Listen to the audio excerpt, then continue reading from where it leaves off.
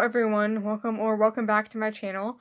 Today I'm going to talk a bit about my asexuality and my romantic orientation. So I do want to kind of start out by discussing what this video is not going to be.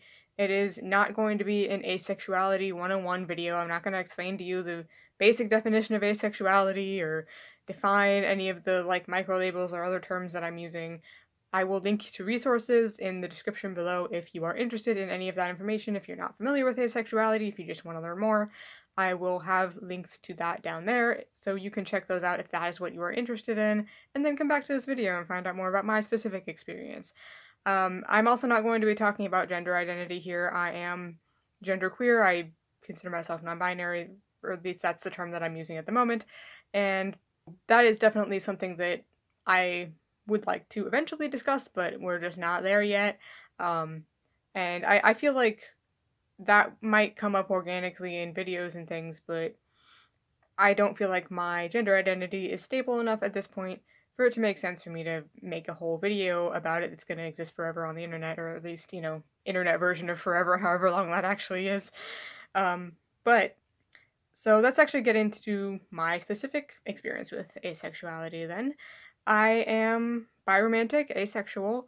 I consider myself to be more on the sex-averse or sex-repulsed side of the spectrum, although it does kind of depend on what exactly we're talking about when it comes to certain sex acts. I have different relationships with different specific things. There are certain things that I would consider myself to be more comfortable with or less comfortable with that are considered sexual. It also depends on what you define sex to be, which that's a whole other conversation that we do not have time to get into right now. And that's also not what this video is. Although that could be an interesting idea for one. I wonder if maybe somebody's done that. Maybe I should look that up. But either way, though, I also might be demiromantic. That is a label that I don't identify with quite as strongly as the label of asexual, but it is a label that I think I might identify with. I've definitely been exploring the option that I might identify with that. And the reason why I identify with that is because I don't feel like I experience romantic attraction as often as other people do, and I tend to experience it after feeling like I know that person. And I don't necessarily know that I would have to meet them, but usually that is the case if I experience romantic attraction to somebody. I have probably met them before. I've probably interacted with them. If I haven't, I feel like I know them for some other reason, maybe because I have kind of an online parasocial relationship with them. Like, I could see potential for me to experience romantic attraction towards, like, say, a YouTuber I've been watching for several years and, feel like I know a lot about them, even if I really don't. And of course, I would never actually, pursue that relationship or tell someone that if I've never met them, if they don't know anything about me. I'm not saying that I would ever actually do anything with that kind of thing if that were the case, but I don't experience romantic attraction to anyone that I, haven't met. I don't really have, celebrity crushes in that way, where I'm like, oh, I actually, would like to date this person I've never met before. But I do experience romantic attraction, generally speaking, though. I have experienced romantic attraction in the past. But it is a fairly rare thing for me to experience attraction that I would consider to be unambiguously romantic. It can be tricky to parse out what that actually looks like, but that is something that I know I have experienced before, so I wouldn't consider myself fully aromantic. I'm just as likely to end up being, really great friends with somebody, and in fact, I find that that's much more likely to happen where I actually just, really want to form a really strong friendship with you, and I really value friendship a lot. In fact, I probably value friendship more than romantic relationships, I think that that is almost a more important kind of relationship to me personally. Although I definitely would like to have a romantic relationship in my life, but I don't necessarily think I would need one to be happy. And I would hope that anyone feels that way, whether they're on the aromantic spectrum or not, but, I personally don't feel like that's a prerequisite for me being able to live a happy and fulfilled life. And I don't necessarily feel like I've ever inherently felt that way beyond what society tells me, right? Amatonormativity is definitely a thing, and I, have grown up in a society that says that romanticism is the most important relationship you're ever going to have, and that just hasn't really borne out for me. And in fact, most of the strongest relationships I've had have been friendships, and it's actually relatively rare that romance ever comes into it for me at all, even when I do know you pretty well. So, since I've already talked a little bit about potentially being demiromantic, I figure it makes sense to transition to talking about my biromantic identity. So, this is also one that's a little bit complicated because I do understand that a lot of people, when they hear biromantic, sometimes some people will assume that that means, oh, you only think that men and women exist, that those are the two genders, and that that's what you're attracted to. And that's not how I experience it. That's not how I'm defining it. When I say I'm biromantic, that just means that I experience attraction to multiple genders, and I experience attraction to them in different ways depending on the gender that I understand them to be. So that just means that the attraction that I experience varies depending on the other person's gender. So panromantic, I don't feel like really fits me in my understanding of what that label means, because for me, or at least my understanding of it, is that that means, oh, you just experience attraction to everybody, and your attraction to everybody is, on the same level, it's all the same. It doesn't matter what their gender is, that has no bearing on your attraction to them, and that's not how I experience romantic attraction. But biromantic also doesn't really feel right for the reason that I've already mentioned, that it can come across as being kind of gender essentialist or gender exclusive in certain ways, but I don't think that that label really expresses very clearly what I really mean when I say that in and of itself. I feel like I have to explain myself when I say that I'm biromantic. So I wish there was a better label for that. It's also tricky because I'm non-binary, so you know, it's hard to figure out what some of these labels mean for that. So I don't know that I could really say that, even if I was, say, only attracted to women or something, or only attracted to men, like I don't think it would be accurate to say that I'm heterosexual or homosexual, even if that was the case. So it gets complicated. So I tend to use biromantic for now, but I would probably also accept being called panromantic. That wouldn't necessarily bother me. I don't think that's entirely wrong, but it's also not right exactly either, the way that I tend to understand it. So that's kind of all my romantic attraction stuff I wanted to talk about. So, in terms of sexual attraction, like I mentioned, I'm a little more on the sex averse or sex repulsed side of things. So, for me, when it comes to people actually doing anything to me or any kind of sexual action involving me and involving myself, I tend to not react super well to the idea of that actually happening to me.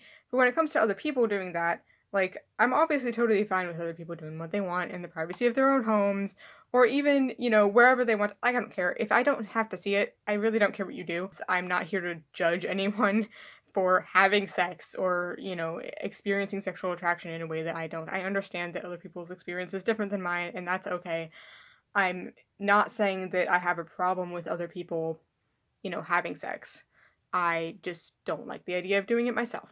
But that being said, my reaction to other people having sex, even when I am, able to see that in some way, if I'm, say, engaging with fiction, right? If I'm watching fictional characters have sex on screen, or reading a sex scene in a book or something like that, my experience is different than when I think about me having sex. I tend to react a little bit more positively, or at the very least indifferently, to reading a sex scene or watching a sex scene or something like that. There's definitely a difference between me thinking about me having sex and me engaging with the idea of other people having sex, even if I am seeing it or reading it or whatever. I tend to have a different reaction to that, which is why I consider myself to maybe be aegosexual. But that being said, I don't necessarily experience true arousal or any kind of meaningful sexual response necessarily to that, at least not all the time. Maybe occasionally, but usually I don't think that if I'm experiencing that it's necessarily because of the sex itself. It's probably for another reason. So it's a little bit murky whether or not I'd really consider myself aegosexual, but I feel like that label kind of expresses a difference between those two things, right? A difference between how you feel about sex for yourself and how you feel about it for other people when you are like engaging with that, right?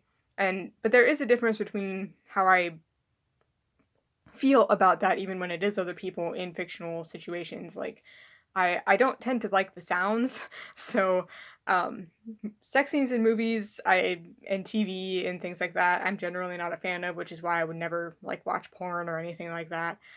And I also just generally don't experience all that much arousal to begin with in response to much of anything. I do think I experience it sometimes, but never to the point where I've ever wanted to like actually masturbate or anything like that. I've never been interested in doing that. And some asexual people definitely do. I just personally don't. It's just not something I've ever really felt the desire to do. I've even tried it a couple times. It didn't do anything for me. I was like, why am I even doing this? Was kind of the response. I was just like, uh, what I'm not entirely sure that I see the point in that. For me personally, I've just never been able to, get the kind of response that I would want.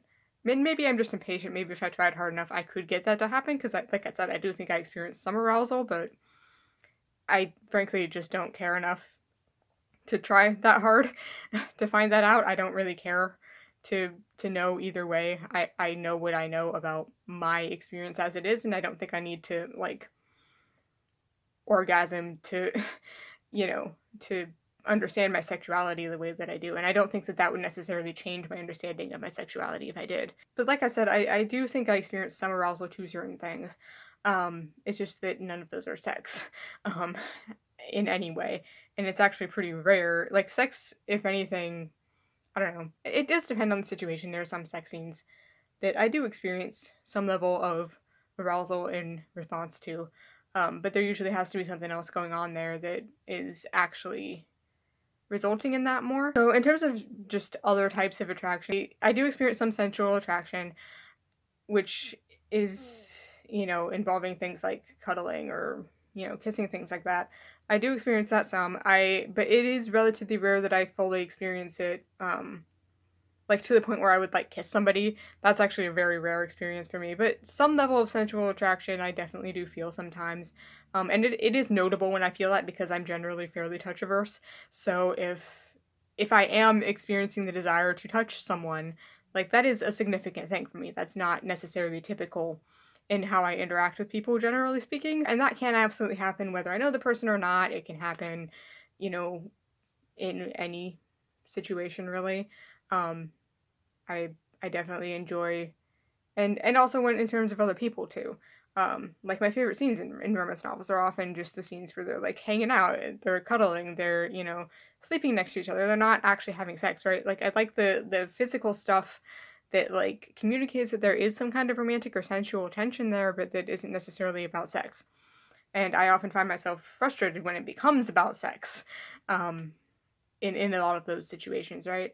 And for me, it's definitely not about sex. It's just for the act itself. If I'm interested in touching somebody or cuddling with somebody or holding hands with somebody or whatever, it's not because I want to have sex with them. It's just because I want to do the thing, you know? And that is an experience that I do have sometimes. And sometimes arousal can be associated with that, but not always. And in terms of aesthetic attraction, that's another kind of tricky one because I'm not sure at what point it becomes attraction instead of just, oh, I think that picture of that person looks nice. Because I am an artist, so a lot of times, if I'm seeing something that I'm aesthetically interested in, it's like, well, I tend to interpret that as, oh, I just kind of think that thing is aesthetically interesting and I want to draw that, or, I find it inspiring on an artistic level. Um, and I guess that's kind of a kind of aesthetic attraction, right? I mean, it's the same thing you experience when you look at like a beautiful painting or something like that. So, I definitely do experience that towards people. And there are certain situations where I feel like there is kind of a little bit more of a draw, towards that person, specifically because of the way that they look or their aesthetic presence, I suppose. The best way to think of aesthetic attraction for me is on its own, it's just like, oh, I think that thing is pretty, I think that thing looks nice, or I find it artistically inspiring.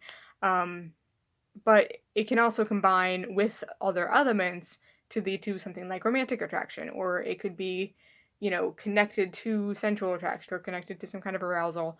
Um, So it's definitely something I can experience sort of in tandem with other things, but I don't necessarily consider that to be like a separate thing on its own. Because the thing with aesthetic attraction, it's like what action does that lead to, right? Like I feel like attraction requires an action that you're wanting to perform with that person, right?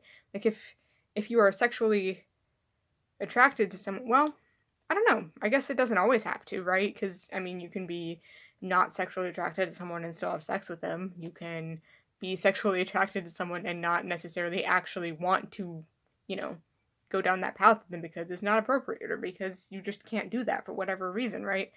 So I guess there doesn't always have to be an actual action that you do perform.